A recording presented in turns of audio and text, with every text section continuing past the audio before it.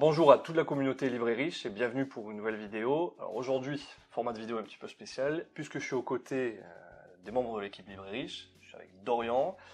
Moi je me présente vu qu'on ne s'est jamais montré encore sur la chaîne, je suis Mathieu, je suis économiste, analyste financier et juriste de formation. Je suis aux côtés de Dorian. Bonjour Dorian. Bonjour Mathieu, bonjour à tous. Nous sommes très heureux de vous accueillir aujourd'hui dans ce format spécial et exceptionnel. Pour ma part, je m'occupe de l'ingénierie patrimoniale et de l'analyse financière avec Mathieu pour vous apporter tous les conseils que vous pouvez retrouver dans les vidéos et également dans les appels téléphoniques que nous faisons. Et évidemment, on est accompagné de Céline qui est derrière les caméras, qu'on ne voit pas mais qui va se présenter. Céline s'occupe donc de l'audiovisuel, des montages vidéo. Bonjour Céline. Bonjour à tous. Et aujourd'hui, invité spécial, on est avec Jérémy Tubiana. Bonjour Jérémy. Bonjour Mathieu, bonjour Dorian et merci Bonjour pour Jérémy. cette invitation. Merci à toi. Alors Jérémy Tubiana qui travaille chez Lyxor dont on vous parle régulièrement dans nos vidéos, notamment pour leurs ETF. Alors Jérémy, est-ce que tu peux te présenter et qui est Lyxor du coup? Alors moi je suis responsable des ventes ETF auprès des distributeurs français chez Lyxor Asset Management. Donc Lyxor, c'est une société de gestion qui gère des fonds, notamment investis sur les marchés financiers. On va retrouver par exemple les ETF. Lyxor existe depuis 1998, donc on a plus de 20 ans d'existence, et nous gérons plus de 180 milliards d'actifs sous gestion, dont la moitié sur la partie ETF. Maintenant, moi, je m'occupe effectivement du marché de la distribution en France. Ça veut dire quoi? En fait, les distributeurs, ce sont tous les acteurs qui vont proposer des solutions d'investissement à destination des clients particuliers. Donc, on va retrouver des conseillers en gestion de patrimoine, des banques en ligne, des courtiers en ligne, des robo-advisors. Et voilà, mon travail aujourd'hui, c'est de travailler sur la commercialisation des ETF. Ok, donc tu parles de marché financier. Les personnes qui nous regardent sur la chaîne YouTube, on a des personnes de 15 ans jusqu'à 55 ans ou plus, 60 ans, etc. Est-ce que c'est adapté pour ce type de profil?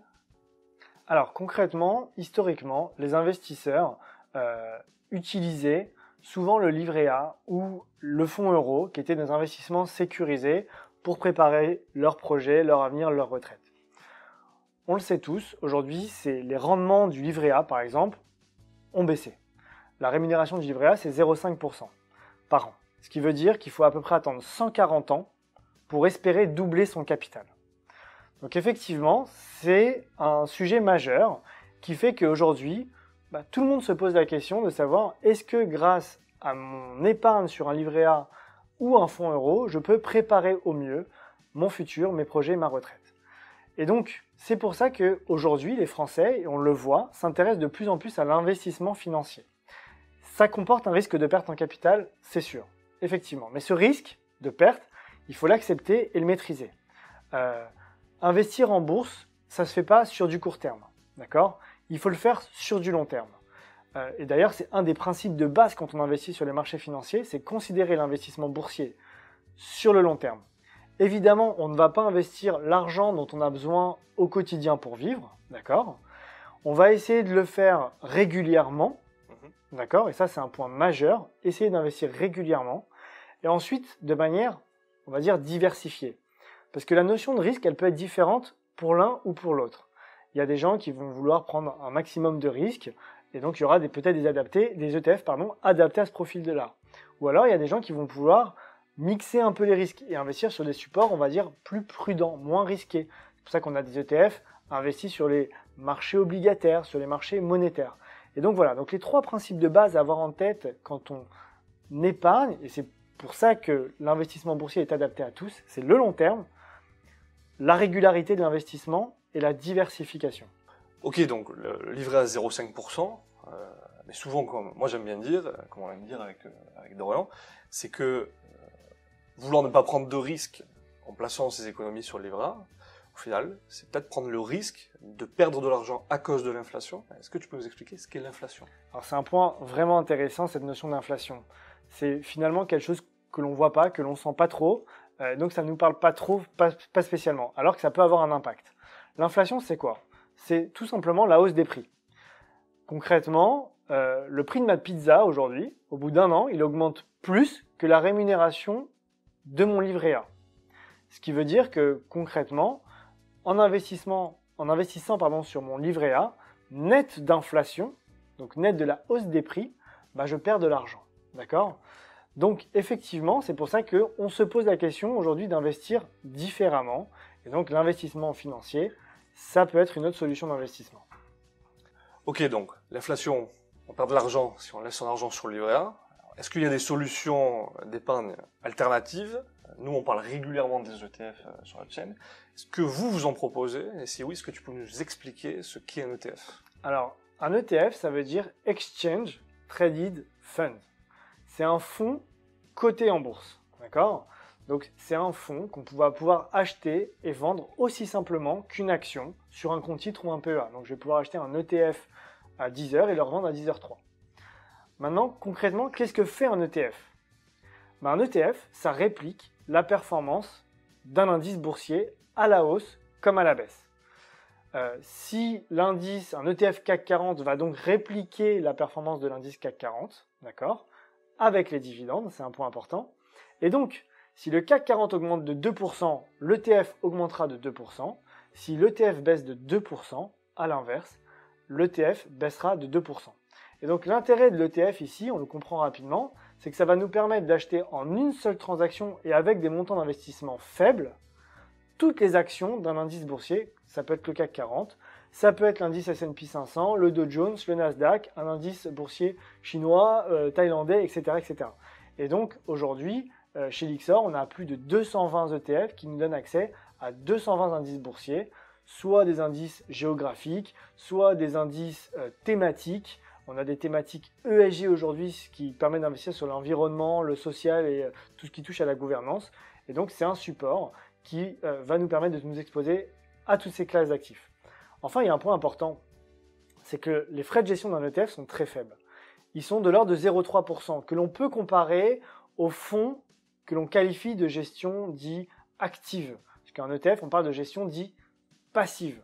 La gestion active, c'est quoi ? C'est un gérant qui va non pas répliquer un indice de référence, donc faire la même chose qu'un indice de référence, mais il va avoir un objectif de faire mieux que l'indice de référence. Sauf qu'en face, il peut aussi faire moins bien. Et là-dessus, sur ce type de support, les frais sont de l'ordre de 2%. Alors évidemment, attention, je précise, c'est pas parce que les frais de gestion d'un ETF sont plus faibles qu'un fonds de gestion active que les ETF sont mieux. Ça va dépendre en fait de la performance du support d'investissement. Ok, donc, pour récapituler, frais faibles, une alternative au livret A. Pour investir sur les marchés financiers sur le long terme. Okay. Et si j'ai pas d'argent, ou je peux épargner que 50 €, je fais quoi ? Je n'ai pas accès à ce marché-là ? On peut y avoir accès, puisque aujourd'hui, en fait, on peut investir de faibles montants. Le prix d'acquisition d'un ETF, il est très faible. Et je peux prendre un exemple très simple. Si j'avais envie d'acheter une action de tout le CAC 40, d'accord ? Il me faudrait débourser au moins 5 000 €. Alors qu'un ETF sur le CAC 40 coûte autour de 40-50 €. Donc effectivement, avec 50 €, je pourrais acheter toutes les actions de l'indice CAC 40. Comment on va faire maintenant pour acheter ces ETF ? Est-ce que je peux facilement y accéder, moi, investisseur particulier ? Alors c'est vrai qu'on nous pose la question, et je crois qu'on vous pose aussi souvent la question de savoir comment sur le site Lyxor je peux acheter un ETF. En fait, on ne peut pas le faire. D'accord ? Pourquoi ? Parce que pour acheter un ETF, il faut ouvrir une enveloppe d'épargne. Ça peut être un plan d'épargne en action, un PEA, une assurance vie, un compte titre ou un PER aujourd'hui qui est la nouvelle enveloppe qui s'appelle plan d'épargne retraite. Donc la première étape, c'est de ouvrir une enveloppe. Ensuite, on peut le faire où ? On va le faire sur une banque en ligne ou chez un courtier en ligne ou une plateforme digitale. On peut le faire aussi via des robots advisors. On peut le faire via sa banque, tout simplement, ou via des conseillers en gestion de patrimoine. Donc aujourd'hui, pour investir sur les marchés financiers, il faut bien avoir en tête que la première étape, c'est d'ouvrir une enveloppe d'épargne. Et ensuite, on peut le faire en ligne ou via un conseiller en gestion de patrimoine. Donc j'imagine que pour faire ça, vous avez des partenaires. Est-ce que tu peux nous expliquer qui sont ces partenaires ? Alors aujourd'hui, on a fait un gros travail chez Lyxor, c'est de travailler sur le référencement de nos produits sur l'ensemble des partenaires, des distributeurs, comme je l'évoquais au départ. Donc aujourd'hui, un conseiller en gestion de patrimoine indépendant va avoir des ETF référencés dans son contrat d'assurance vie. une banque en ligne ou un courtier en ligne va avoir des ETF référencés dans son contrat d'assurance vie, sachant que sur un PEA ou un compte titre, c'est plus simple, ça s'achète en bourse. Donc en fait, l'ETF est par définition déjà référencé. Et donc on a d'ailleurs créé sur notre site internet, l'XR ETF, un moteur de recherche pour permettre aux investisseurs de retrouver les ETF référencés dans les contrats d'assurance vie. Et donc on s'aperçoit que les ETF sont de plus en plus référencés et de plus en plus accessibles, ce qui va permettre aux conseillers financiers notamment, parce que parfois un investisseur particulier peut soit se débrouiller seul, mais il a aussi besoin d'accompagnement, notamment pour savoir peut-être quelle enveloppe je dois ouvrir, est-ce que c'est mieux d'ouvrir un PEA, une assurance vie ou un compte titre, mais aussi pour savoir quel type d'ETF je dois acheter, et donc c'est pour ça qu'on a fait ce travail-là. Merci beaucoup Jérémy, je pense qu'on a fait quand même le tour Merci à vous. du sujet. Merci Dorian. Merci Mathieu, merci Jérémy. De toute manière, on se retrouve très vite pour d'autres vidéos aux côtés de Jérémy, aux côtés de Dorian. On vous laisse en description de cette vidéo tous les liens du site de l'XR ETF. N'hésitez pas à laisser vos commentaires sous cette vidéo. Et surtout, très important, rappelle-toi que la différence entre ce que tu es et ce que tu veux être réside dans ce que tu fais. Deviens libre et riche.